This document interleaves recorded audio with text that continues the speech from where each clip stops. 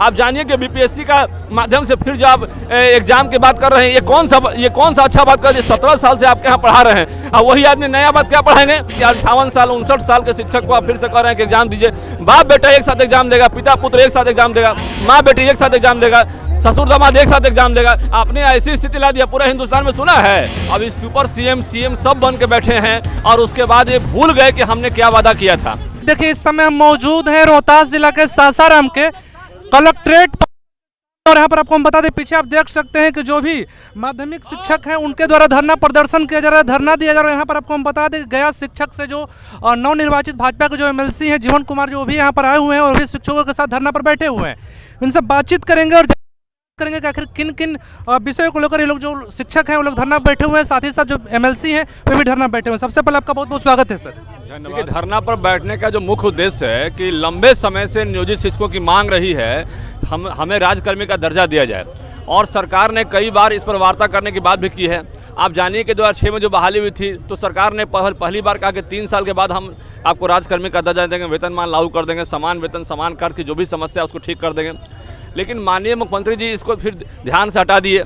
हमारी बात चलती रही उनसे, उसके बाद लगातार यहाँ पर हमारी बात चलती रही, और लेकिन उसको लगातार मुख्यमंत्री जी हटाते रहे। आप जानिए कि इस बार जो चुनाव हुआ, महागठबंधन का जो नेता है उसमें सारे नेता ने वादा किया कि नियोजित को हम राज्यकर्मी का दर्जा देंगे, चुनाव खत्म होने दीजिए, हमको पावर हम राज्यकर्मी का दर्जा देंगे। लेकिन पावर में आ गए लोग, अभी सुपर सीएम सब बन के बैठे हैं और उसके बाद ये भूल गए कि हमने क्या वादा किया था।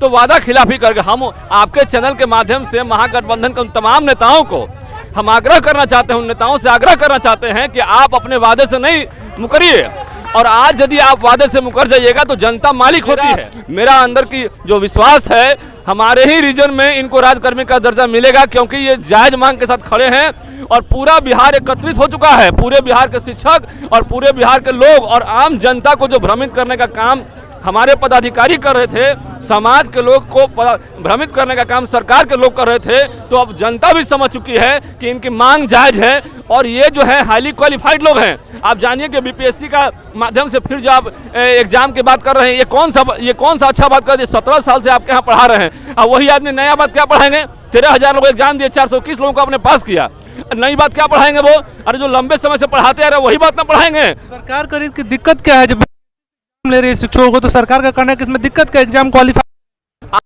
मुझे 17 साल आप रीजनिंग का क्लास, आप रीजनिंग पढ़ के आए थे, सारा जीके पढ़ के आए थे, वो सारा सब्जेक्ट पढ़ के आए थे, तो अब डिपार्टमेंटल एग्जाम की बात करते तो लोग विचार करते। लेकिन हिंदुस्तान में पहली बार ऐसा हो रहा है कि 58 साल 59 साल के शिक्षक को आप फिर से कह रहे हैं कि एग्जाम दीजिए। बाप बेटा एक साथ एग्जाम देगा, पिता पुत्र एक साथ एग्जाम देगा, माँ बेटी एक साथ एग्जाम देगा, ससुर दामाद एक साथ एग्जाम देगा। आपने ऐसी स्थिति ला दिया, पूरा हिंदुस्तान में सुना है कि 50 बरस 55 बरस की उम्र को जब बेटा पोता का शादी करने का समय आ गया है, आप उस वक्त कहते हैं एग्जाम दीजिए। 18 साल से आप एग्जाम दिए हैं, आपको क्या समझ में आ गया कि एग्जाम क्या होता है। अरे जो लंबे समय से जिन अपने सब्जेक्ट को छोड़ के बाकी सब्जेक्ट छोड़ दिए, अचानक आप उनको कहते हैं एग्जाम दीजिए।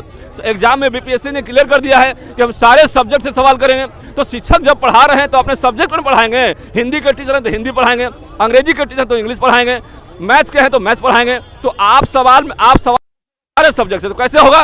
तो ये गलत बात है। आप कहीं ना कहीं मनसा रखे हुए हैं कि बीपीएससी के माध्यम से इनको फेल करेंगे, हम ऐसा सवाल पूछेंगे कि फेल करेंगे, और यूपीएससी स्तर का सवाल पूछेंगे।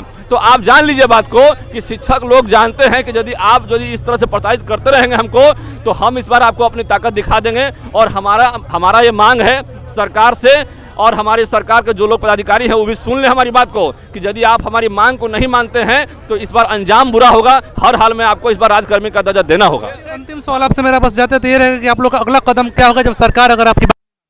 देखिए, सरकार नहीं मानेगी तो सरकार पर हम लोकतंत्र में जो नियम कानून बना हुआ है, सरकार को हम घेराबंदी करेंगे और हर हाल में सरकार को इस बार मानना होगा। और मैं आपसे एक दावे के साथ कहता हूं, इस बार सरकार को हर हाल में मानना होगा, और ये हमारा जो रीजन है इसी में राज्यकर्मी का दर्जा देना होगा, न का सवाल नहीं है।